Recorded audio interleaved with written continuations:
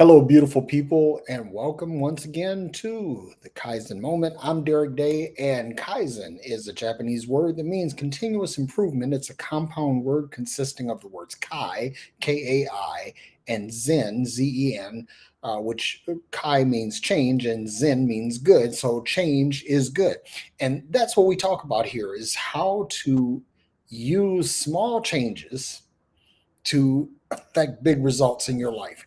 And it'll change the way you think, the way you speak, and this will ultimately affect your character and your destiny. And that's what we do here. So, anyway, that being said, today I want to talk about the most credible voice that you're going to hear. Why this is important? Because it isn't your mother, it isn't your father, it isn't your spouse, it isn't your children, isn't your parents. It's not any of those. The most credible voice that you're ever going to hear is the one that comes out of your mouth. And this is really interesting because one of the things that we do to sabotage our own manifestation is we use doubt-filled words.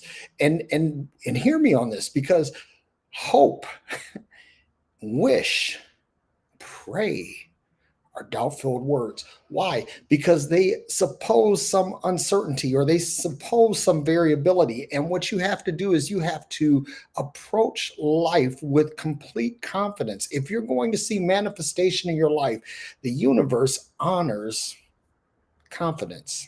It honors certainty.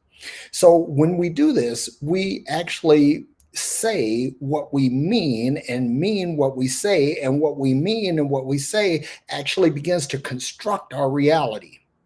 Okay. So when you're talking, and I'm guilty of this too, I say, hey, I hope to see you, or I wish this, or I'm praying that, or you know what I'm saying. We use these words and we do them out of habit. We say them out of habit. But if you change things, like I'm eliminating the word if from my vocabulary, I want to eliminate every instance of if, because what I want to say is I will, I can, I shall, not I should or I could or I might. I don't want to sabotage what it is that I'm trying to achieve in life with words that are not aligned with certainty, words that are not aligned with positivity, words that are not aligned with manifestation. So I'm changing this. And as I do this, I realize there is a change in my thinking. Why? Because we always talk about getting control over our thoughts and why our thought life is so important. But how do you get control over your thought life? It's difficult for most of us to change a thought with a thought. And if you don't believe me, just try it. Because what you have to do is, when a thought comes up that is not aligned with what you're trying to manifest, then what you have to do is you have to go back and change the words, speak the words, because when you speak the words, it not only goes into your outer ear, but it goes into your inner ear. And when it goes into your inner ear, it gets down into your spirit, it gets into your mind, it gets into your consciousness, and that begins to retrain your mind on how to think about things. So the power of your words is going to change the trajectory of your thoughts, and the trajectory of your thoughts will ultimately change the words that you speak, which again, you're conditioning yourself. You're basically conditioning your mind, your body, and your soul to all come together and align with what it is that you are trying to do, what it is that you're trying to accomplish. And that's how manifestation works, is one of the ways anyway.